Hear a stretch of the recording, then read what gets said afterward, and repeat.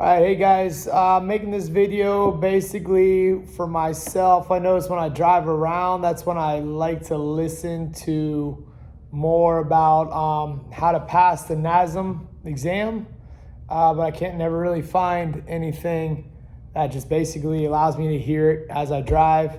So this is instead. So basically going off of domain number 2 of the NASM self-study. Which of the following statements is true of the body mass index, BMI? BMI helps in developing weight loss goals as it actually measures body composition. B, BMI is used to estimate body weight ranges based on a person's age. Yeah, C, the risk of disease increases in proportion to the rise in BMI in both adults and adolescents. And then D, the skin fold measurement is the best technique of measuring the BMI of an obese person. The answer is C, the risk of disease increases in proportion to the rise in BMI in both adults and adolescents.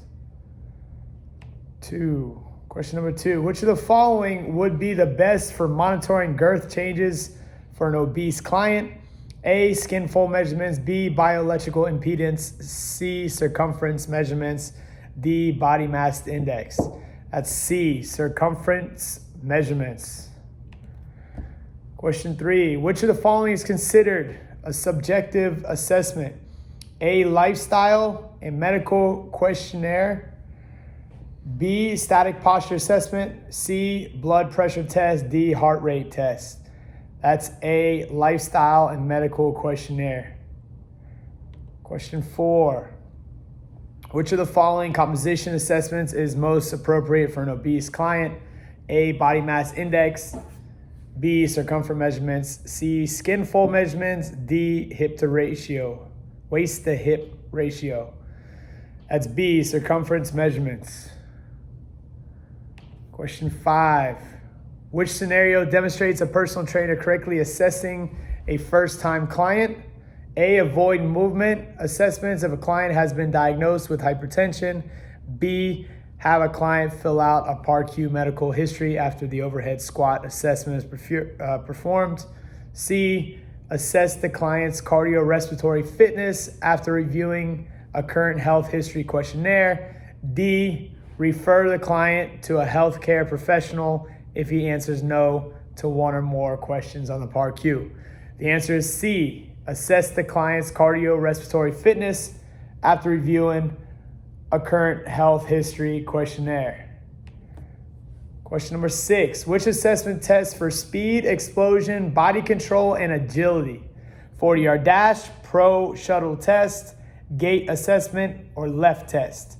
That's the pro shuttle test. The answer is B. Question 7. Which of the following is characterized by flat feet, adducted, internally rotated knees? Upper cross syndrome, lower cross syndrome, pronation distortion syndrome, lower extremity movement syndrome? The answer is C, pronation distortion syndrome. So question number 8. Which of the following is a performance assessment test used to measure upper extremity agility and stabilization? Push-up test, YMCA 3-minute step test, shark skill test, or Davies test? As D, Davies test. Number 9, which of the following is the appropriate method to estimate the maximum heart rate for a client? Subtract the client's age from 220, add the client's resting heart rate from 220, divide the client's resting heart rate by 220, divide 220 by the client's age. The answer is A, subtract the client's age from 220. Question 10.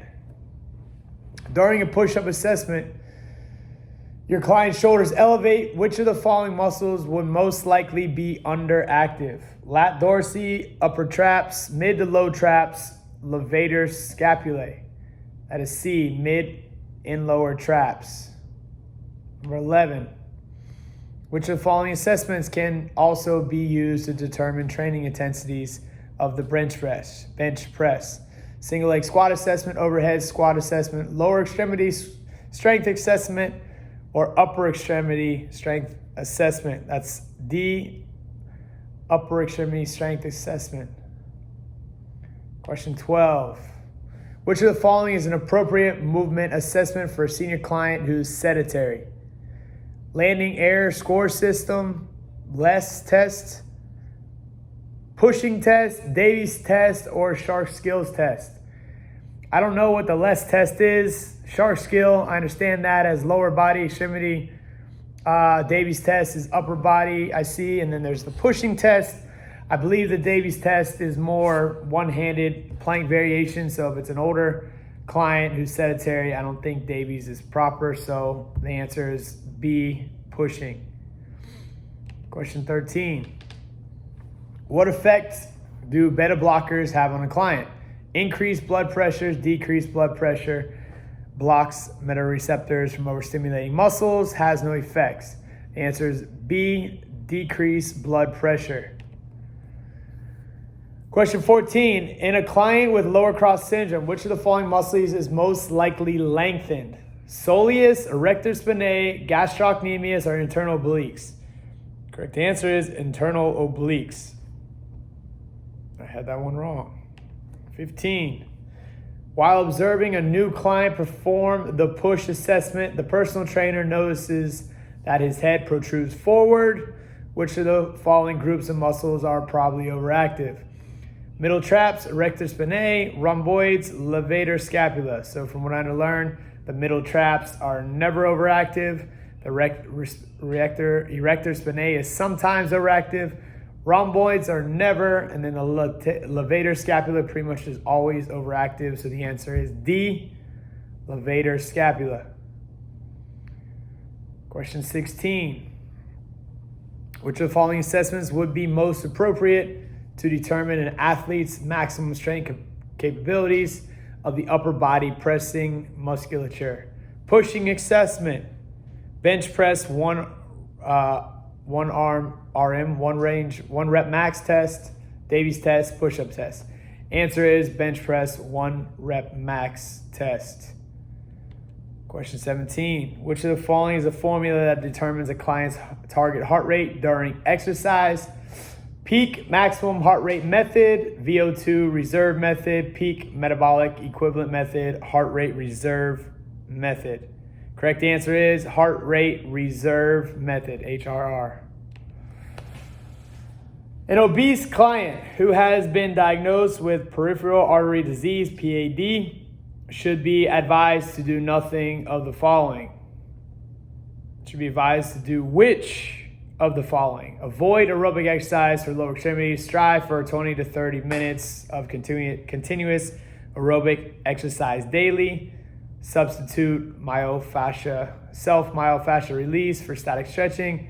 Focus on resistance training so leg pain will not limit exercise. The answer is B. Strive for 20 to 30 minutes of continuous aerobic exercise daily. Last two. Which of the following is considered subjective information? Overhead squat assessment, taking radial pulse, lifestyle questionnaire, circumference measurements. The answer is lifestyle questionnaire.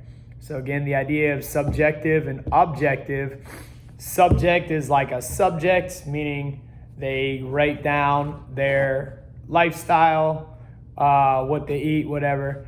And objectives is being like an object. You're seeing them, objectively measuring them, watching perform tests, taking pulses, over assessments is objective. Difference between subjective and objective.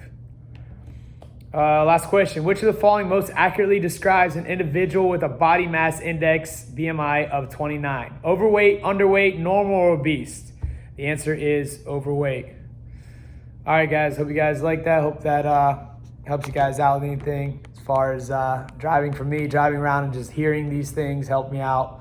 I can quiz it in my head without actually visually seeing it. Good luck on the test.